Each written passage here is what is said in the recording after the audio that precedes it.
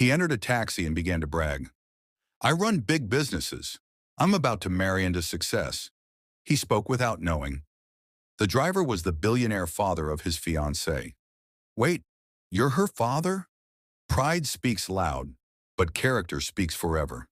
One ride, one mistake, a lesson that changed his life. Watch the full story. Learn why respect matters. Subscribe for stories. From the way he dressed to the way he spoke, everything about him was designed to make people notice him. That morning in Lagos, he stood in front of the mirror inside his one-bedroom apartment and adjusted his tie slowly. The suit he wore was expensive, or at least it looked expensive. He had bought it on credit, but that did not matter. What mattered was the image. He smiled at his reflection. You are almost there, he told himself. Daniel believed strongly in appearances. To him, looking rich was almost as important as being rich. He picked up his phone, checked his bank app, and quickly closed it. The balance was not impressive, but he pushed the thought away. Soon, everything would change. He stepped outside into the busy Lagos street. Cars honked loudly. People rushed to work. The sun was already hot, even though it was still early. Daniel raised his hand confidently, and a yellow taxi stopped in front of him. The taxi was old but neat. The paint was fading, yet the inside was clean. The driver was a quiet-looking man, probably in his late 50s. His face was calm, and there was something steady about his eyes. Good morning, sir. Where are you going? The driver asked politely. Victoria Island, Daniel replied as he entered the car. The taxi moved on joining traffic almost immediately. As soon as they were on the road, Daniel picked up his phone and pretended to receive a call. Yes, I'm on my way. Where's Shuriken? He said loudly. No excuses. I don't tolerate delays. The driver glanced at him through the mirror but said nothing. Daniel continued his performance. This contract is worth millions, he said, lowering his voice slightly, then raising it again. Make sure the documents are ready before I arrive. He ended the call and leaned back proudly. He enjoyed moments like this. He liked it when strangers assumed he was important. After a few minutes of silence, Daniel cleared his throat. You know, he said, looking around the taxi, Lagos is a city of opportunities. Yes, sir, the driver replied calmly. But not everyone knows how to take advantage of them, Daniel continued. Some people remain poor because they think too small. The driver nodded slowly. Life can surprise anyone, he said. Daniel laughed. Surprise? He repeated. No, driver. Life favors men who plan well, like me. The driver kept his eyes on the road. Daniel leaned forward slightly. I'm about to get married, he announced proudly. Congratulations, the driver said. My fiancée is a good woman, Daniel went on. Simple, quiet, very humble. That is good, the driver replied. Yes, but sometimes too humble, Daniel added. She doesn't even understand how big life can be. The driver's hands tightened slightly on the steering wheel. Daniel did not notice. I'm basically changing her life, Daniel continued. She comes from an average background, nothing special. The taxi slowed as traffic thickened. Marriage is partnership, the driver said carefully, not rescue. Daniel laughed again. You sound like a preacher, he said. In this country, money is respect. The driver said nothing. Daniel felt encouraged by the silence. My future is secured, he added. Once we marry, I'll be connected to new opportunities. The driver glanced at him through the mirror again. And her family? The driver asked. They will benefit too, Daniel replied casually. When I rise, they rise. The driver's jaw tightened, but his voice stayed calm. Respect should come before money. Daniel waved his hand dismissively. Driver, you won't understand, he said. When you start mixing with important people, your mindset changes. The driver took a deep breath. My daughter also believes in respect, he said quietly. Daniel smiled. You have a daughter, he asked. Good. Teach her well. Marriage can lift a woman far. The driver did not respond. Inside the taxi, the air felt heavier, though Daniel did not notice.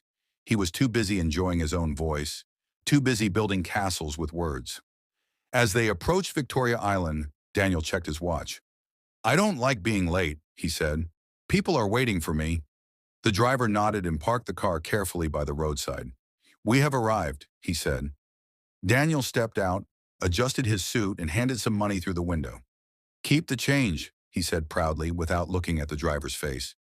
"Thank you," the driver replied. As Daniel walked away confidently, the driver watched him quietly. "May life teach you what pride cannot," the driver whispered to himself.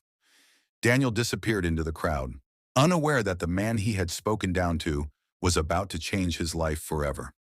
The taxi stayed parked for a few seconds after Daniel walked away. The driver did not move immediately.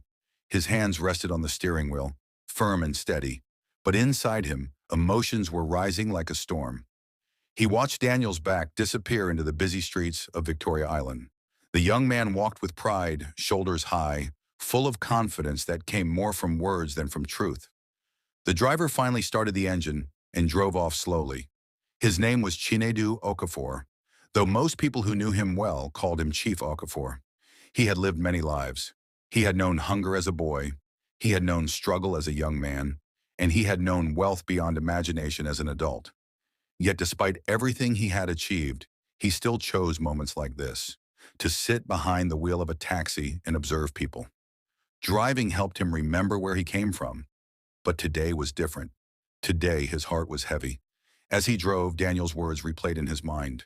Every proud sentence, every careless laugh, every comment that reduced his daughter to someone who needed saving. Adez. Chief Okafor swallowed hard. Adaizi was his only child. He had raised her with love and discipline. He had taught her humility, not because they lacked money, but because character mattered more than wealth. She had grown into a calm, intelligent woman who treated everyone with respect, regardless of status. And now the man she planned to marry believed she was beneath him. The thought hurt deeply. The taxi joined another road, quieter now. Chief Okafor slowed down, parked by the roadside, and turned off the engine. He leaned back and closed his eyes for a moment. "How did I miss this?" he asked himself softly. When Adazi had introduced Daniel to him months ago, the young man had been polite, very polite. He had spoken carefully, smiled often, and praised Adaiz endlessly. There had been no sign of arrogance that day, or perhaps Chief Okafor had chosen not to see it. Money often blinded people, not just those who wanted it, but those who had it. Chief Okafor remembered the day Adaiz told him she wanted a simple life. "Daddy," she had said gently, "I don't want people to love me because of money." So he had agreed. No bodyguards, no public displays of wealth, no loud announcements of who he was. Even Daniel did not know the truth. Chief Okafor opened his eyes and stared through the windshield. "Pride," he whispered. "It always reveals itself." He drove home quietly. That evening, Adaiz called. "Daddy, how was your day?" she asked cheerfully. "It was revealing," he replied. She laughed lightly. "You sound serious." Chief Okafor smiled, though she could not see it. "Come to Abuja tomorrow," he said. "I want us to talk." Her voice softened. "Is everything okay?" "Yes," he replied calmly. "Everything will be." After the call ended, Chief Okafor stood by the window of his living room, looking out at the city lights. Abuja was peaceful compared to Lagos, but his mind was restless. He was not angry. He was disappointed. A man who truly loved his daughter would never speak about her with pride or ownership. Love did not brag. Love did not feel superior. The next day, Adaz arrived. She entered the house wearing a simple dress, her face bright as always. She hugged her father warmly. "You missed me," she said playfully. "I always miss you," Chief Okafor replied. They sat together in the quiet living room. The house was large, but the atmosphere was calm. After a moment of silence, Chief Okafor spoke. "Adayazi," he said gently, "what does Daniel say about your background?" She frowned slightly. "He thinks we are comfortable," she replied. "He knows I grew up simply." "And how does that make you feel?" She hesitated. "Sometimes," she admitted, "he talks as if he is doing me a favor." Chief Okafor nodded slowly. "Did you correct him?" She looked down. "I thought love would soften him," she said quietly. Chief Okafor reached for her hand. "Love should not correct pride," he said. "Pride must be corrected before love can grow." Tears filled Daisy's eyes. Daddy, she whispered, I don't want to lose him. Chief Okafor held her hand firmly. And I don't want you to lose yourself. There was a long silence. Finally, Chief Okafor stood up. It is time Daniel learns who he is truly dealing with, he said calmly. Adiz looked up at him. What do you plan to do? Chief Okafor's eyes were steady. I will do nothing harsh, he said. I will only allow the truth to speak. And sometimes truth spoke louder than anger ever could. Chief Chinedu Okafor woke up before dawn the next morning. Sleep had not come easily to him. Each time he closed his eyes, he heard Daniel's voice again. Confident, careless, filled with pride. The words were not shouted, yet they cut deeply. It was not anger that disturbed him most, but disappointment. A man could forgive insults, but disrespect toward one's child stayed longer in the heart. He sat up in bed and said a short prayer. Give me wisdom, he whispered, not anger. By the time the sun rose over Abuja, Chief Okafor was already dressed. His clothes were simple as usual. No gold watch, no flashy rings, nothing that showed the power he carried quietly. Downstairs, the house was silent. The security men outside greeted him with respect, but he waved them off gently. He wanted to be alone. As he walked into his study, his mind drifted back many years. He remembered Adair's as a small child, sitting on his lap as he read books to her. He remembered how her mother had died early, leaving him to raise her alone. He remembered promising himself that no man would ever make his daughter feel small. And now, unknowingly, Daniel had done just that. Chief Okafor sat at his desk and opened a drawer. Inside were old documents, company records, contracts, and family papers. He stared at them for a long time, then closed the drawer again. No, he said to himself, not yet. This was not about showing power. It was about revealing character. Later that afternoon, Adaiz joined him in the living room. She looked thoughtful, less cheerful than usual. Daddy, she said softly, I've been thinking about our conversation. Chief Okafor nodded. So have I. She sat beside him. Daniel is not a bad person, she said. He just talks too much. Chief Okafor looked at her gently. Adaizi, he said, words show the heart. When a man speaks, listen carefully. She lowered her eyes. He says he loves me, she whispered. And does he respect you? Her father asked. She did not answer immediately. I believe he does, she finally said, but maybe not in the right way. Chief Okafor sighed. Love without respect becomes control, he said quietly. Adaiz felt tears rise in her eyes. I don't want a broken home, she said. I want peace. Chief Okafor placed his hand over hers. And peace begins with truth. That evening, Daniel called Adaiz. My love, he said cheerfully. How is Abuja? It's fine, she replied. I hope you're behaving, he joked. Don't let your father spoil you too much. Adaiz felt a small sting in her heart. He doesn't spoil me, she replied. He teaches me. Daniel laughed lightly. You always defend him, he said. That's good. Family loyalty matters. Adaiz forced a smile. After the call ended, she sat quietly, thinking deeply. Meanwhile, Chief Okafor sat alone on his balcony, watching the city lights. Abuja was calm at night, but his thoughts were restless. He thought about Daniel's confidence, how it was built on assumptions. He thought about how many men measured their worth by who they could dominate rather than who they could protect. What kind of husband will he be? Chief Okafor asked himself. The answer frightened him. The next day, Chief Okafor made a decision. He picked up his phone and made a few quiet calls. Prepare the house, he said calmly. There will be a family gathering soon. There was no announcement, no explanation, just preparation. Later that day, Adaiz noticed activity around the house. Flowers were being delivered. The compound was being cleaned more than usual. Staff members moved with quiet urgency. Daddy, she asked, is there an event?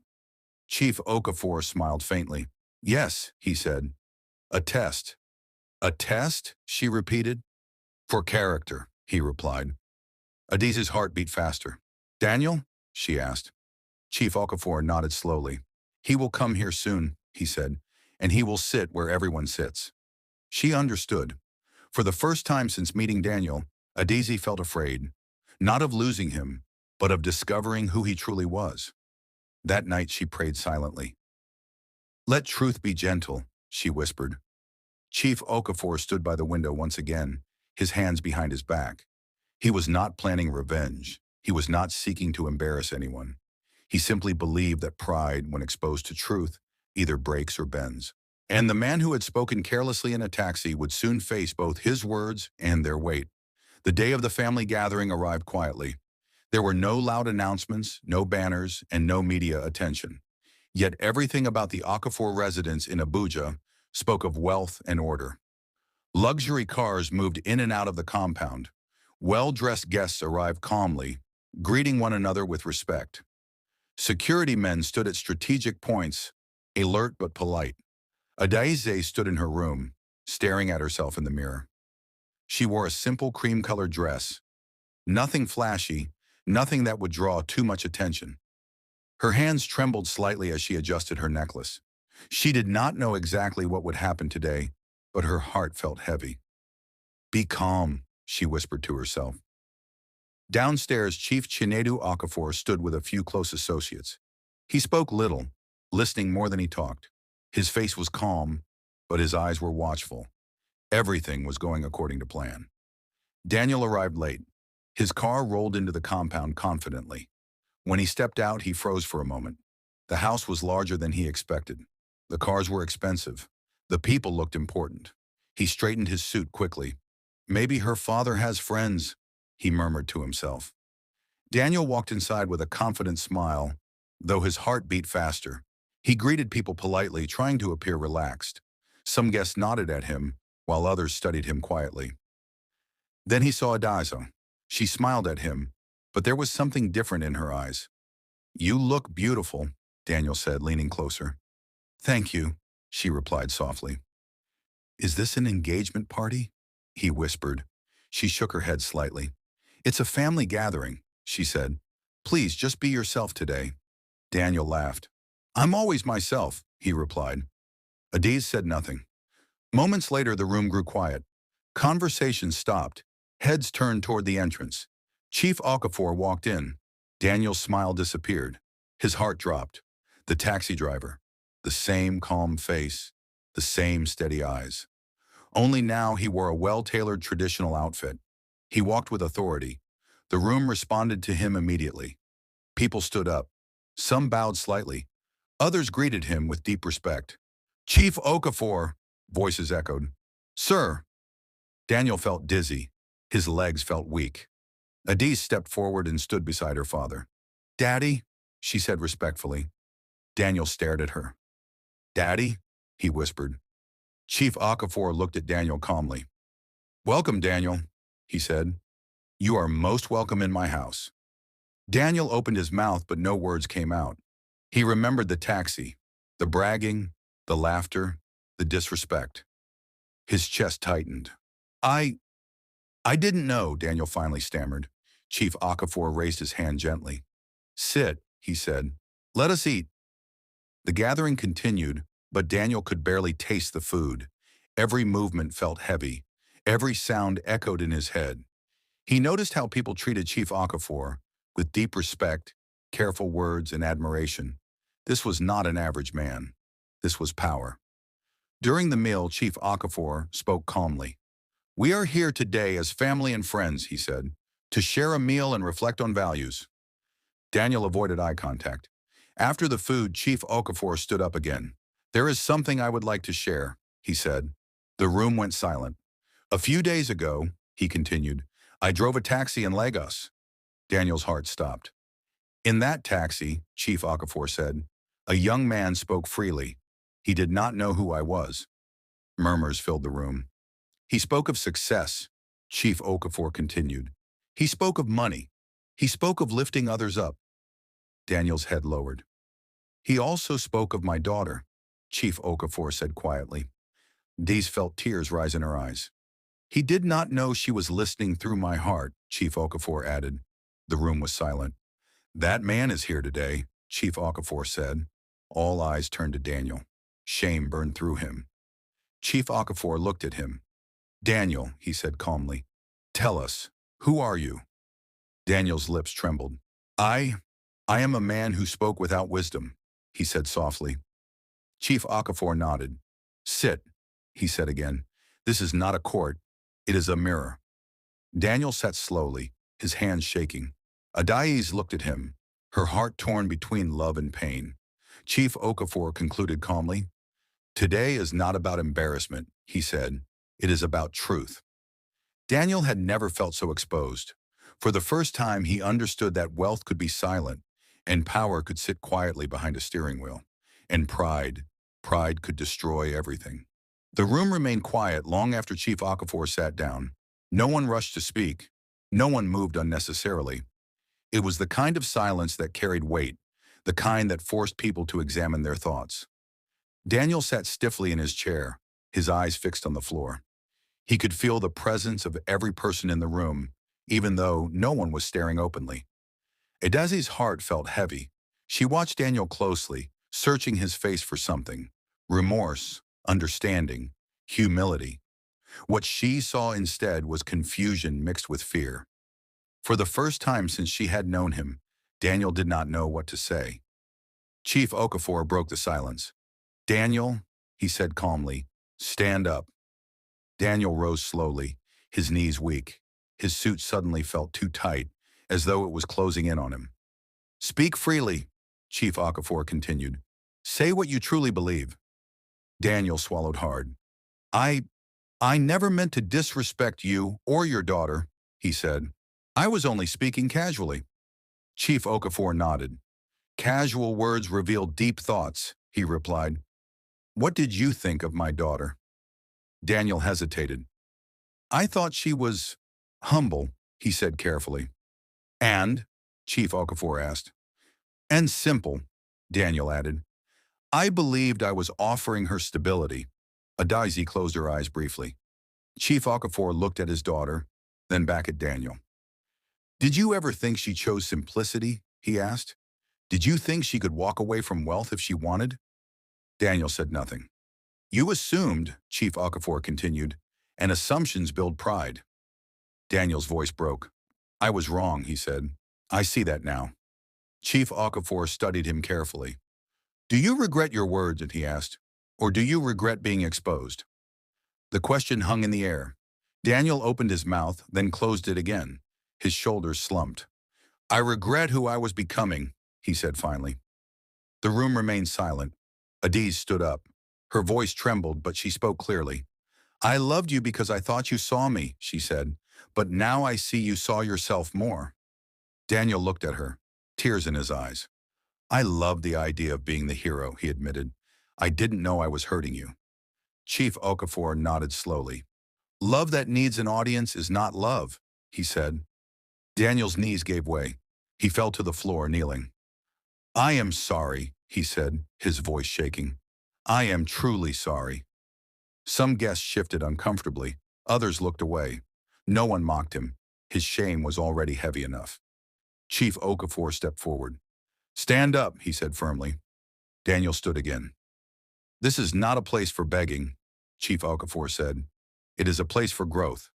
He turned to the guests. Thank you for coming, he said calmly. This gathering is over. The guests left quietly, offering respectful greetings as they passed. Soon only 3 people remained in the large room. Chief Okafor, Adaize, Daniel. Chief Okafor looked at Daniel steadily. Daniel, he said, you are not a bad man, but pride has blinded you. Daniel nodded silently. Adaize is not weak, Chief Okafor continued. She is strong enough to walk away. Adaize felt tears roll down her cheeks. I need time, she said softly. I need to breathe. Daniel reached out, then stopped himself. I understand, he whispered. Chief Okafor nodded.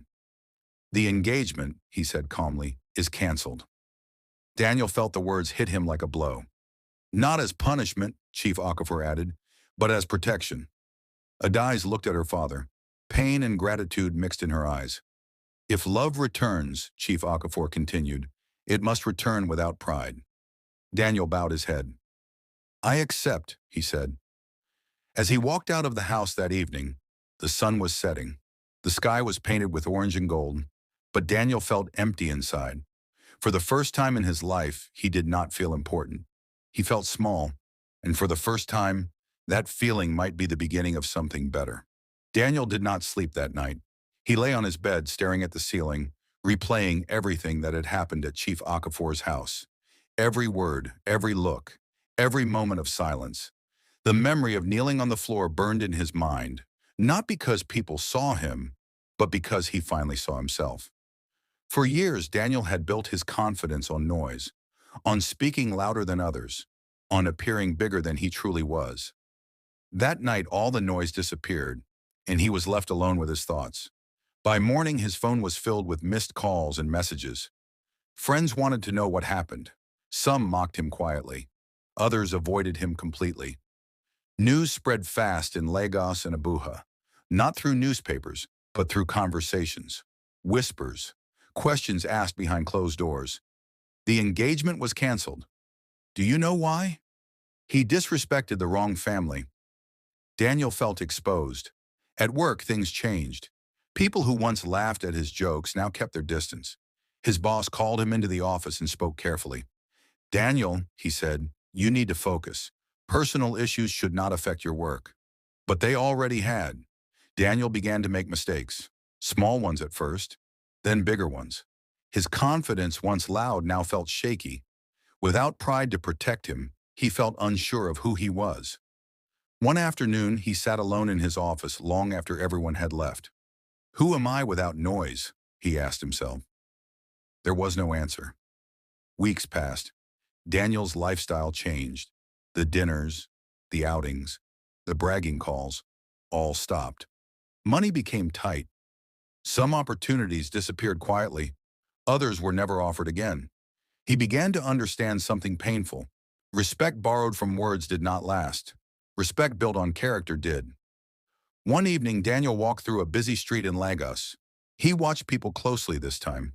The security guard, the roadside seller, the taxi driver. He felt ashamed. He remembered the way he had spoken that day in the taxi, the careless confidence, the way he assumed importance. I was blind, he whispered. Months passed. Daniel withdrew from many social circles. He spent time alone, reading, thinking, listening more than speaking. For the first time, he learned silence. He also began to help quietly. He paid school fees for a child without announcing it. He assisted a struggling colleague without expecting praise. He apologized where he could. No one clapped, and for the first time, that was enough. One afternoon, Daniel gathered courage and drove to Abuja. He did not inform Adais. He did not call Chief Okafor. He simply wanted to speak honestly. At the gate of the Okafor residence, security stopped him. I am not here to beg, Daniel said calmly. I am here to learn. The guard made a call. After a while, Daniel was allowed inside. Chief Okafor met him in the garden. They sat opposite each other. Daniel spoke first. I lost everything that made me feel important, he said, and I realized it was never real. Chief Okafor listened quietly. I am not asking for a daze, Daniel continued. I am asking for wisdom. Chief Okafor studied him for a long moment. Pain can teach, he said, but only if you listen. Daniel nodded. I am listening. Chief Okafor stood up. Then leave, he said calmly. Live quietly. Build yourself without noise. Daniel stood. I will, he said. As he left the compound, Daniel felt lighter, not relieved, changed. For the first time, he did not know where life would take him, but he knew who he no longer wanted to be. 2 years passed. Time did what pride could not. It softened Daniel. Life no longer rushed past him in loud conversations and proud speeches. It moved slowly now, teaching lessons in silence. Daniel lived in a smaller apartment, drove a modest car, and kept his circle small. Most days he woke early, went to work, and returned home without drama. And for the first time in his life, he was at peace. Daniel had changed jobs. His new position paid less, but it demanded honesty and discipline. There was no space for shortcuts or loud promises. At first it was difficult. He had to relearn patience, humility, and teamwork. He listened more. He spoke less. People noticed, not immediately, but slowly. A colleague once said to him, You are different now. Daniel smiled. I am learning, he replied. He stopped trying to impress anyone. The suits were simpler. The conversations were shorter. When he succeeded at something, he kept it quiet. When he failed, he took responsibility. At night, he often reflected on his past. He remembered the taxi ride clearly, the sound of his own laughter, the careless pride in his voice. Instead of shame, he now felt gratitude. That moment had broken him, but it had also rebuilt him. One Saturday morning, Daniel visited an orphanage on the outskirts of Lagos. He did not tell anyone. He did not take pictures. He simply showed up and helped. He carried boxes. He listened to children. He smiled. As he was leaving, a young boy ran up to him. "Uncle," the boy asked, "will you come again?" Daniel knelt and smiled. "Yes," he said, "I will." And he did. Weeks turned into months. Daniel became consistent, not perfect, but honest. He apologized easily now. He admitted when he did not know something. His pride no longer defended him. Meanwhile, Adais watched from a distance. She had grown stronger too. After the broken engagement, she focused on her work and personal growth. She traveled, studied, and learned more about herself. The pain had not destroyed her. It had refined her. Her father watched her with pride.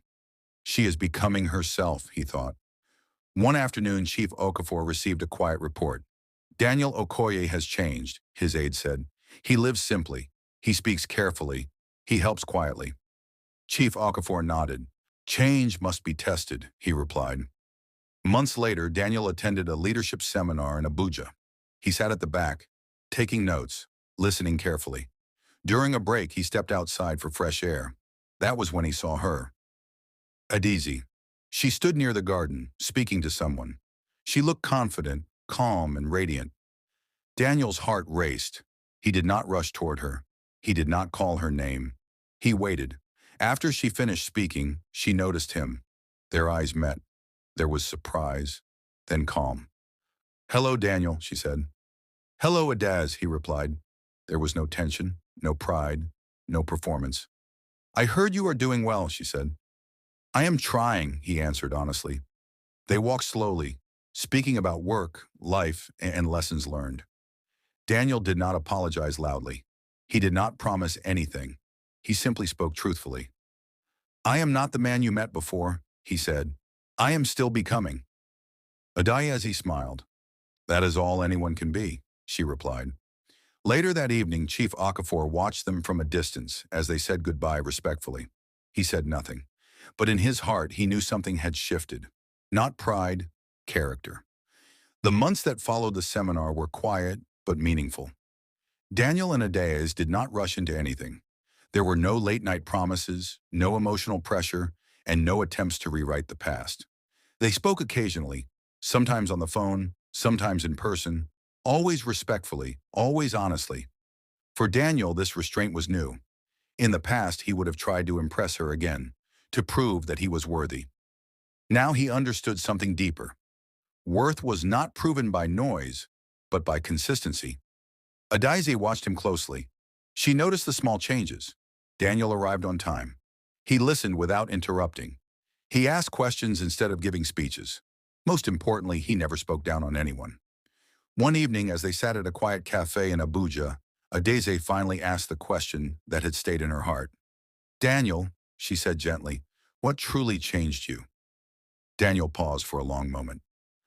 "I was stripped of my pride," he replied, "and I discovered I was still standing." She nodded slowly. "Some people become bitter after a fall," she said, "but you became better." Daniel smiled softly. "I had good teachers," he said. "Pain, silence, and your father." Adaize laughed lightly. "My father teaches without shouting," she said. "Yes," Daniel replied. "That is real power." Not long after, Chief Okafor invited Daniel to his house again. This time there was no gathering, no guests, no audience. Just 3 chairs in the garden. Daniel arrived early. When Chief Okafor came out, Daniel stood respectfully. "Sit," Chief Okafor said calmly. They talked for a long time, about work, about responsibility, about leadership. Chief Okafor listened more than he spoke. Finally, he looked at Daniel. "Why do you want my daughter?" he asked. Daniel did not answer quickly. "I want her," he said slowly. "Not because she needs me, but because I respect who she is." Chief Okafor nodded. "And if she walks away?" "I will still honor her," Daniel replied, "because love does not own." There was silence. Then Chief Okafor smiled. "You have learned," he said. He stood up and called Adaze. She joined them, curious. Chief Okafor looked at her. "Adaze," he said, "do you see this man clearly?" She looked at Daniel. "Yes," she replied. "I see him now." Chief Okafor nodded. "Then choose freely," he said. Daniel did not kneel. He did not beg. He did not promise wealth. He simply held her hand. "I am not perfect," he said, "but I am honest." Adaze smiled through tears. "That is enough," she said. Their wedding was simple. No unnecessary display, no loud pride, only joy. On the wedding day, Chief Okafor watched them from his seat.